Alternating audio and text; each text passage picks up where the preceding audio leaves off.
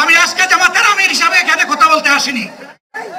আমি এসেছি বাংলাদেশের 18 কোটি মানুষের একজন হয়ে কথা বলতে। আমি শিশুদের বন্ধু, আমি যুবকদের ভাই, আমি বয়স্কদের সহযোদ্ধা, আমার বোনদের আমি ভাই। সুতরাং তাদের মুক্তির জন্যই আমি দায়িত্ব নিয়ে আজকে এখানে দাঁড়িয়েছিলাম। আল্লাহর ইচ্ছা শরীর আমাকে সাময়িকভাবে সহযোগিতা করে নাই, এটাও আল্লাহর ইচ্ছা এখন আল্লাহ আমাকে কথা বলার সুযোগ দিচ্ছেন। আমি বলতে চাই, বাংলাদেশের নির্দিষ্ট কোন শ্রেণীর মুক্তির জন্য আমাদের এই লড়াই নয়। রাস্তার একজন পরিচ্ছন্নতা কর্মী, চা বাগানের একজন শ্রমিক,